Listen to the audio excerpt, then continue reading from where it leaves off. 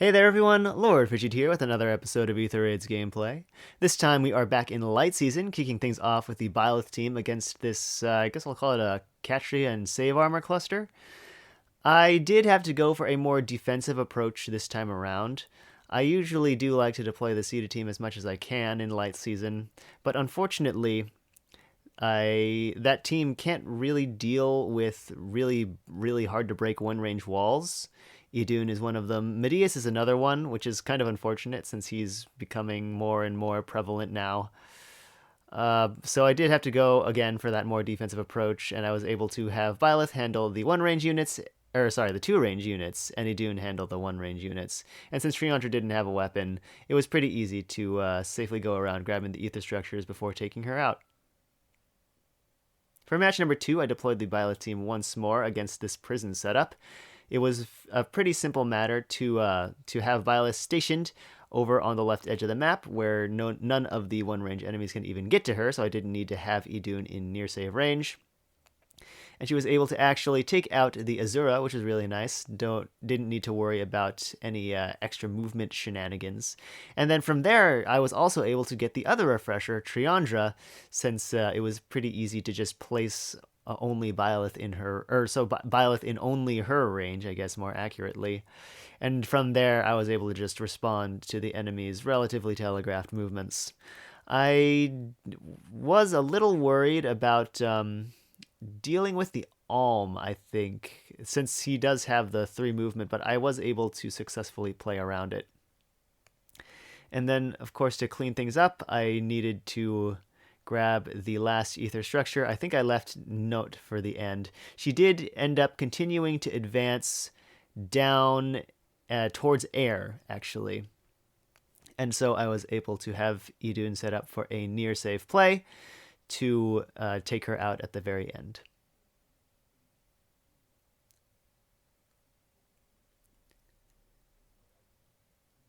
For match number 3, I deployed my wall breaking team to break a bunch of these walls. This is not quite just a straight up save cluster.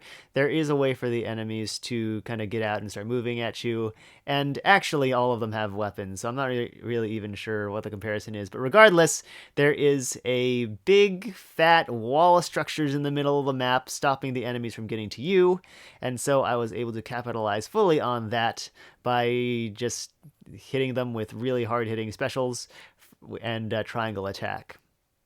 So that is the strategy behind this team. Not really a whole lot to discuss here. At this point, the map is essentially over. I considered breaking the panic manner, but then I realized the enemies would be able to then start breaking that breakable block on the left-hand side, and I didn't really want that to happen since I wanted to have an easier time grabbing the ether structures. But eventually I was able to whittle it down to just Legendary Caeda, take the last ether structure, and then finish off the map. For match number 4, I deployed the Byleth team against this high space pressure setup.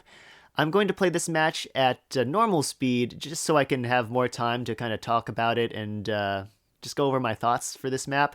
I noticed looking at it that my teams at the time didn't really have a good answer for Brave Seliph, which is quite unfortunate. Speed Stack Idun is actually probably my best answer, and it really helps that she is Speed Stack in this scenario simply because he has no follow-up and deals true damage that scales on enemies' defense. I really needed to reduce that damage, so Speed Stack Idun was definitely the way to go. Unfortunately, he still outspeeds her, so she wasn't getting a damage reduction from Savvy Fighter. But he does also have Canto 2, which helped a lot in this scenario because he cantoed back, and so the 2-range enemies were forced to attack into Byleth rather than going after my other units. Here, unfortunately, there was really no way to avoid losing Idun, at least Idun. I think the best chance I could have had at avoiding it, but not guaranteed, would have been to have Tana moved in towards Crom so I could warp Idun up there to land the ether on him. But even then, Idun would have had to take hits from Dogger on the enemy phase, and I'm pretty sure that just ends in disaster. So Seliph was able to use his true damage to get the KO in before she landed the Ether, and unfortunately that was a 1 unit loss. I did need to have Uller wait before taking out the Seliph, so she could have Deadeye fully charged instead of wasting it on the 1 HP Seliph. Since Seliph does require the enemy to move towards him or him to move towards the enemy to get his miracle effect. The reason I needed the Deadeye charged was for Duma. Duma does reduce the special count of an opponent before they attack, so I definitely needed to get Deadeye fully charged so she would be able to land it on him. And then, of course, the last order of business was to take out the note. Not a particularly daunting task. I'm pretty sure this note had double distant guard. Yeah, I think she was rally attack speed with double distant guard, so she didn't even have menace. So it was a pretty simple matter to take her out. With I forget if it was Uller or Byleth who did it, but it was one of them.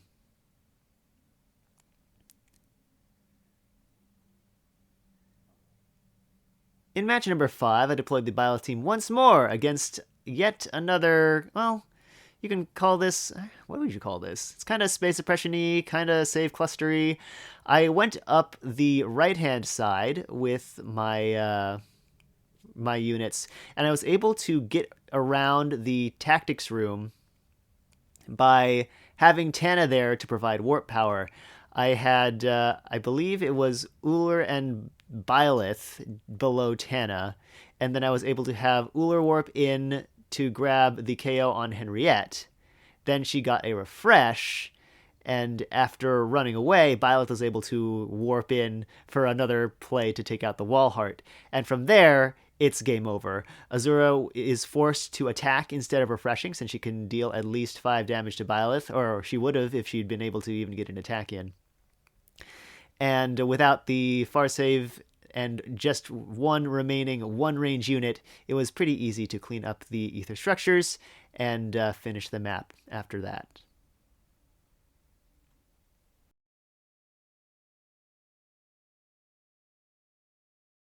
For match number 6, I deployed the Byleth team against this Cav line. I did briefly consider trying to go for a more offense-oriented clear. The note is pretty exposed, so I thought maybe I could get a Gale Force Wings of Mercy chain going there.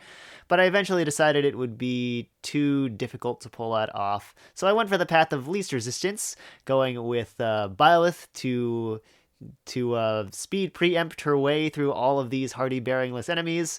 I guess maybe people just don't really use Byleth, and that's why nobody really runs hardy bearing.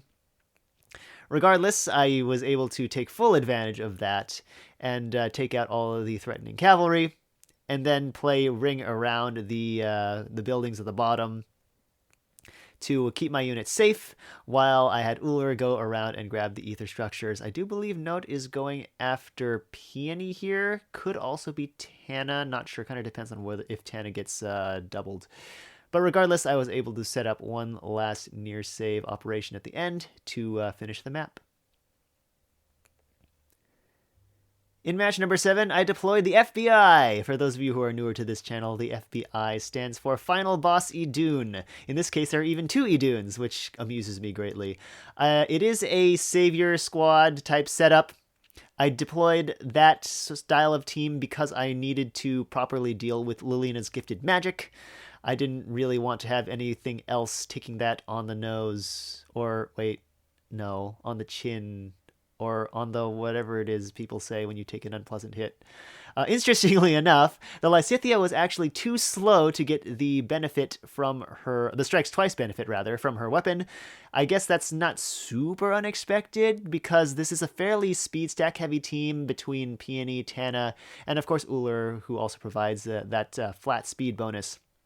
But it was just kind of amusing to see that happen. I think this is probably not super well merged Lysithea, so that definitely helped.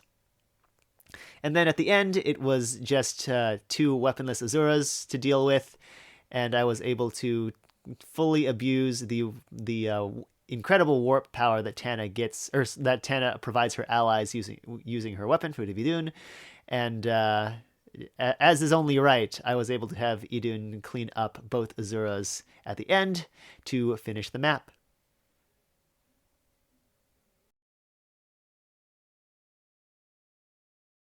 And that is it. Unfortunately, I did forget to play the game on the first day of Light Season, and as a result, I only got 7 matches in. And as a result of that, I fell out of Vault of Heaven, and as a result of that, my Astra season is going really smoothly, but also really boringly, which I'm pretty sure is not a word, but oh well. This season, I was rather struck by the lack of maps where it was viable to deploy the Caeda team. I think really the only match I could have played that team was the prison setup in match 2, and that was kind of unfortunate. I am, however, thankful for the really long run of basically dominance that she had, starting right around when Note was released. Especially since Note made life hard for a whole lot of teams, but Caeda looked at that and said, "Ooh, Gale Force and Wings of Mercy, great!" So that was really fun. I'm thankful that she got that.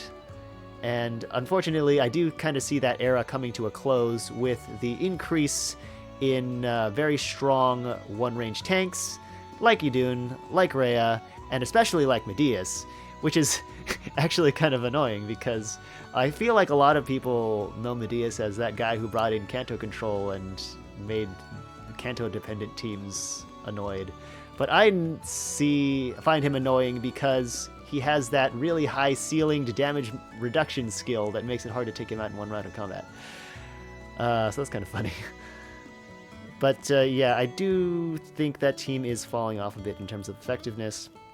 I am thinking about possibly tinkering with it to have it play a little better into the current meta, but I'm not sure how well that'll go. We'll have to see what I can come up with. Regardless, I hope you all enjoyed this episode of Aether Raid's gameplay. Thank you all so much for watching, and I will catch you next time.